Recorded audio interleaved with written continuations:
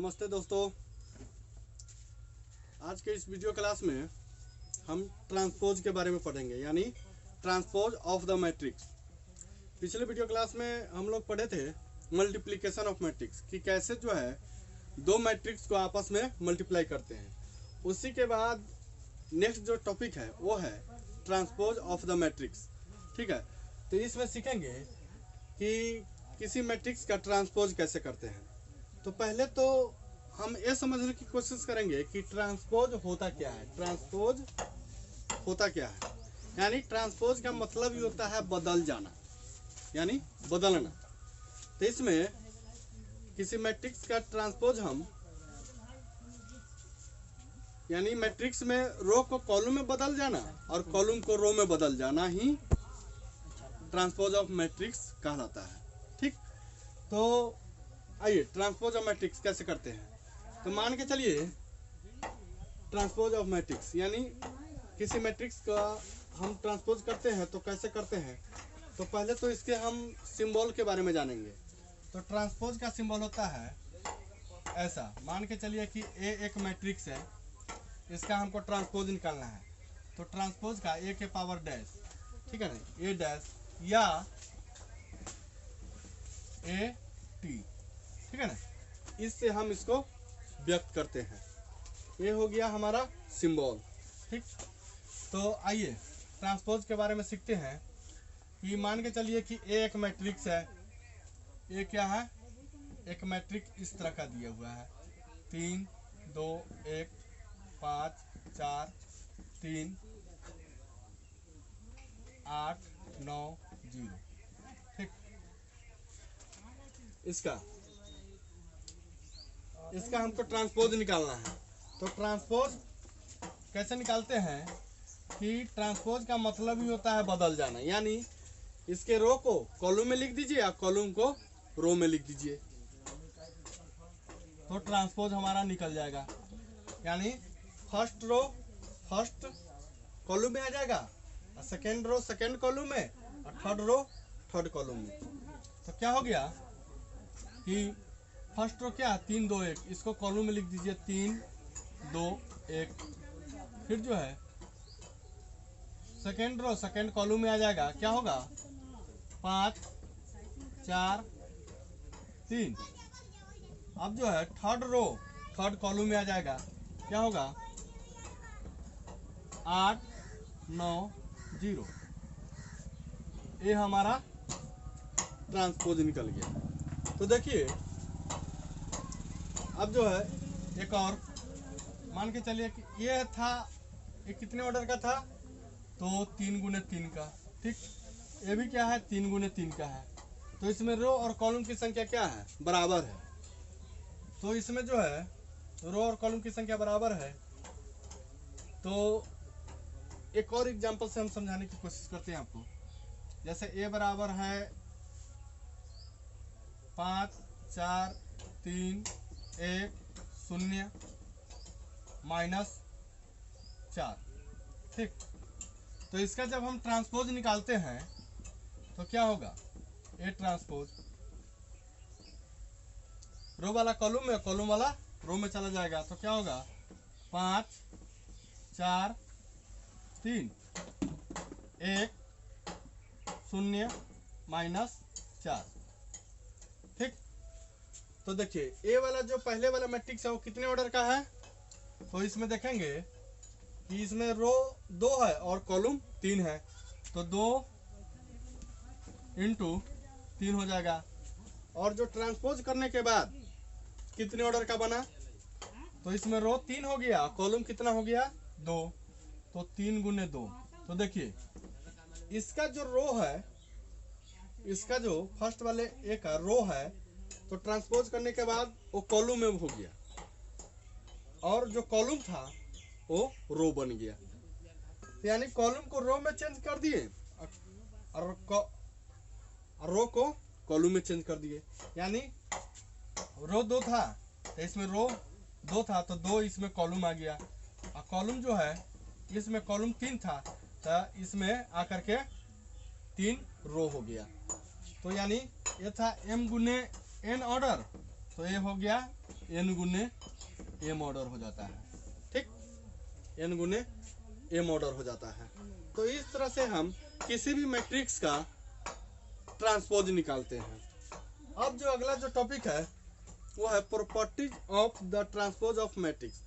Properties of transpose of the matrix यानी किसी matrix के ट्रांसपोज के कुछ गुण होते हैं। आइए उस गुण के बारे में हम लोग पढ़ते हैं। तो गुण क्या है? एक है कि किसी मैट्रिक्स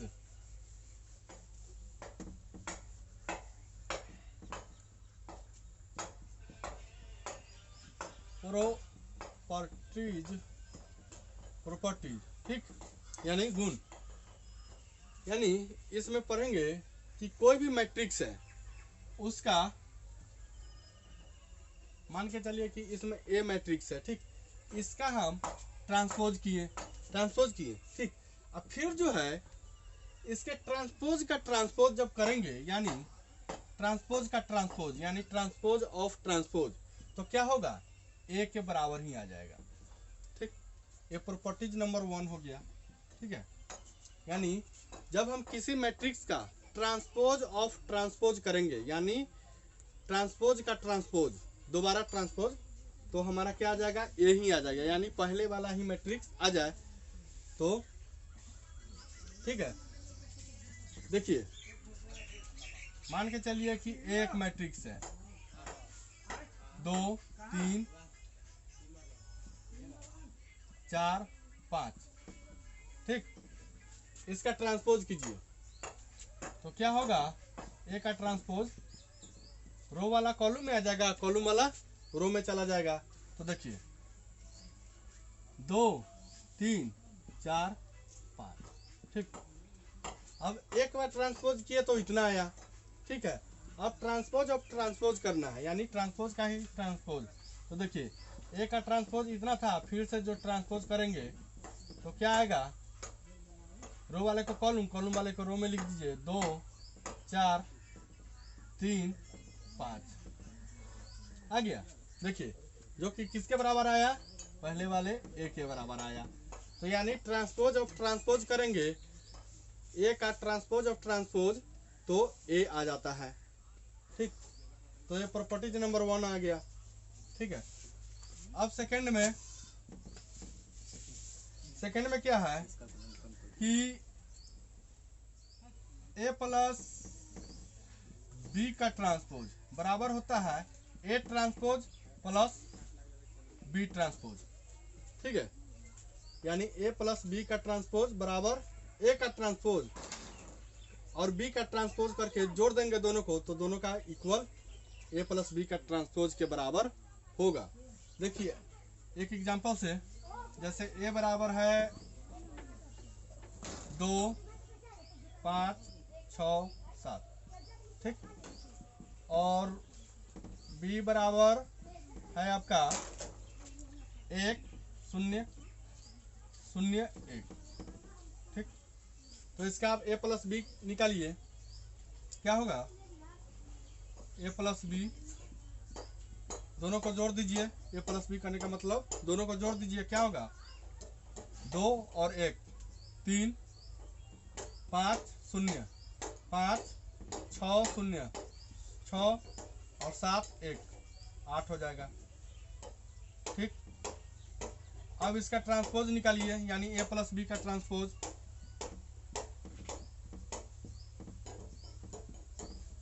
ए प्लस बी का ट्रांसपोज निकालेंगे तो इसका रो वाला कॉलम में आ जाएगा, कॉलम वाला रो में आ जाएगा। ठीक, तो क्या होगा? 3 5 6 8 ठीक है, यानी ए प्लस बी का ट्रांसपोज इतना आया। अब आइए देखते हैं ए का ट्रांसपोज प्लस बी का ट्रांसपोज करने के बाद इतना आ रहा है कि नहीं। तो ए का ट्रांसपोज करेंगे तो कितना होगा? ए यह है, तो ए का ट्रांसपोज जब हम करेंगे तो इस वाले का रो वाला एलिमेंट कॉलम में आ जाएगा, कॉलम वाला एलिमेंट रो में आ जाएगा। तो देखिए रो वाला एलिमेंट क्या है? 2 5, इसको कॉलम में लिख दीजिए 2 5। फिर जो है सेकेंड रो सेकेंड कॉलम में आ जाएगा तो क्या है 6 7, तो 6 7 ये आ गया। फिर जो है बी ट्रांसपोज निकालिए, बी ट्रांसपोज क्या है बी 1 0 0 1, तो क्या हो जाएगा रो वाला कॉलम में ए सेम आ जाएगा। ठीक है, इसका जब हम ट्रांसपोज करेंगे तो ये सेम ही आएगा। अब जो है ए प्लस यानी A transpose plus B transpose कीजिए। अब देखिए कि जो है A transpose plus B transpose इतना के बराबर आ रहा है कि नहीं। तो दोनों को क्या करेंगे, जोड़ देंगे, इसका करस्पॉन्डिंग एलिमेंट को जोड़ेंगे। तो 2 का करस्पॉन्डिंग एलिमेंट क्या है 1 है, तो 2 1 3 हो गया। इसी तरह इसका करस्पॉन्डिंग एलिमेंट इस वाले का 6 0 6, इसका 5 और इसका 7 और 1 क्या हो जाएगा 8 हो जाएगा। जो कि हम देख रहे हैं कि दोनों जो क्या है ए वाला और ए वाला दोनों क्या है इक्वल है। तो हम कहेंगे कि ए प्लस बी का ट्रांसपोज बराबर होता है ए ट्रांसपोज प्लस बी का ट्रांसपोज। ठीक, तो ये प्रॉपर्टीज क्या हो गया सेकेंड हो गया। अब आइए प्रॉपर्टीज थर्ड।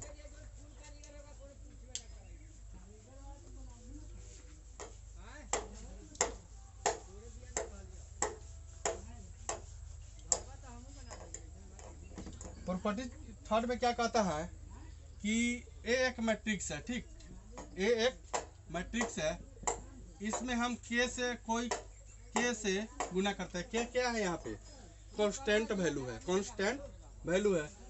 के से गुना करने के बाद उसका ट्रांसपोज करते हैं तो बराबर आएगा ए का ट्रांसपोज यानी के इंटू ए का ट्रांसपोज।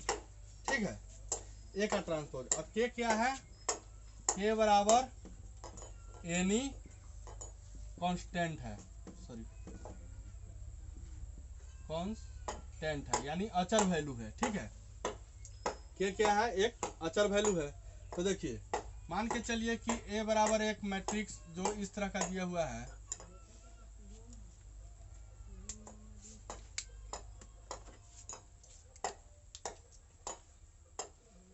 मान के चलिए कि 3 1 0 4।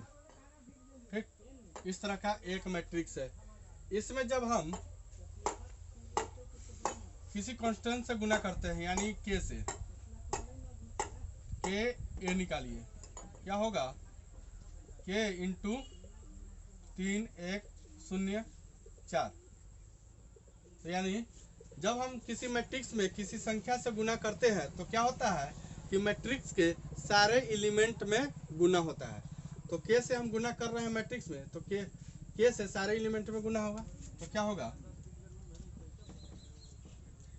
3 के 0 4 के। ठीक है, तो क्या हो गया हमारा के इंटू ए निकल गया। अब क्या करना है के इंटू ए का ट्रांसपोज, तो इतना का ट्रांसपोज कर दीजिए। क्या होगा रो वाला कॉलम में लिखा जाएगा और कॉलम वाला रो में लिखा जाएगा। तो फर्स्ट रो क्या है 3 के और के है, तो इसको फर्स्ट कॉलम में लिख देंगे 3 के हो जाएगा और सेकेंड रो सेकेंड कॉलम में आ जाएगा 0 4 के। ठीक, तो कोई के इंटू ए का ट्रांसपोज कितना आया हमारा ए वाला आ गया। अब आइए इसको देखिए ए ट्रांसपोज ए बराबर तो इतना दिए हुआ 3 1 0 4। इसका ट्रांसपोज कर दीजिए पहले। ए का ट्रांसपोज क्या आएगा रो वाला कॉलम में कॉलम वाला रो में, तो 3 1 0 4।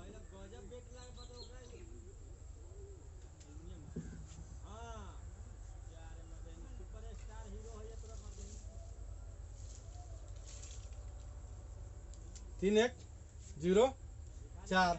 अब आइए ए का ट्रांसपोज में हमको किससे गुना करना है के से, तो के इंटू ए ट्रांसपोज क्या होगा के से गुना कर दीजिए सारे एलिमेंट में, क्या होगा 3 के 0 के 4 के। ठीक है, तो हम देख रहे हैं कि ए वाला वैल्यू और ए वाला दोनों क्या है, इक्वल है ना। तो हम कह सकते हैं कि k इंटू ए का ट्रांसपोज बराबर होता है k ए का ट्रांसपोज, दोनों क्या होते हैं, बराबर होते हैं।